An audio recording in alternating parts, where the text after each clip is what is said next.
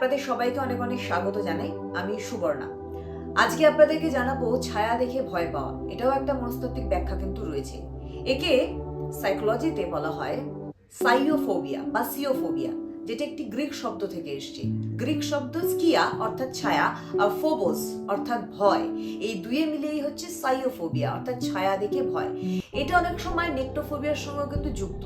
এবার ভাববেন নেক্টোফোবিয়া কি? নেক্টোফোবিয়া হচ্ছে অন্ধকারের ভয়। অনেক মানুষ আছে দেখবেন অন্ধকার দেখলে ভয় পায়, এবং এর সঙ্গে এই সাইওফোবিয়া যুক্ত।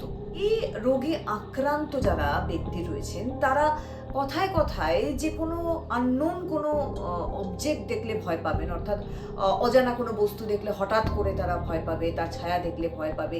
দেখবেন অনেকে একটা কথা বলে, রাতের বেলায় গাছের পাতা নড়লেও অনেকে আতঙ্কিত বোধ করেন যে ওখানে কেউ আছে।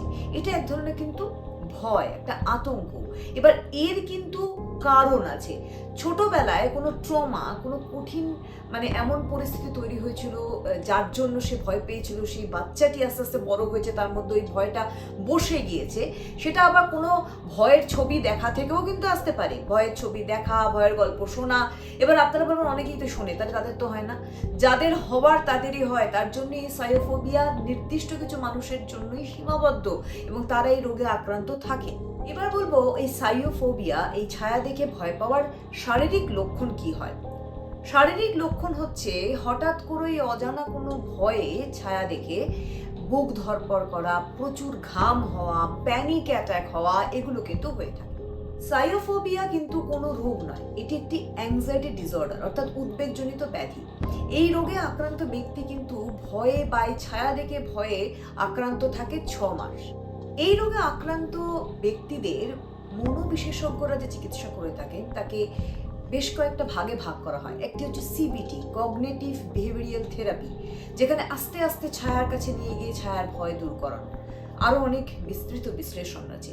এছাড়া এক্সপোজার থেরাপি রয়েছে, অ্যাংজাইটি হায়ারার্কিং থেরাপি। এই রোগ থেকে আপনি নিজেকে কিভাবে সুস্থ রাখতে পারেন? প্রথম পদক্ষেপ হচ্ছে ডিপ ব্রিথ করা, অর্থাৎ গভীর নিঃশ্বাস নেওয়া। নিঃশ্বাস নিয়ে নাক দিয়ে, নিঃশ্বাস নিয়ে মুখ দিয়ে ছাড়ার একটা চেষ্টা করুন এবং এটা অভ্যেসে পরিণত করুন। এছাড়া যেটা দেখে আপনার ভয় হচ্ছে সেই ভয়ের অন্বেষণ করা, যে ওটা কি, মনকে বুঝিয়ে ওই জায়গায় পৌঁছে দেখা যে আদৌ ওটা সত্যি না ওটা আমার মনের ভুল। এটা আপনার কিন্তু সুস্থতার একটা বড় পদক্ষেপ হতে পারে। এরকম আরো অনেক তথ্য নিয়ে ফিরবো, সেই দেখতে থাকুন এবং সাবস্ক্রাইব করুন চ্যানেলটি। নমস্কার।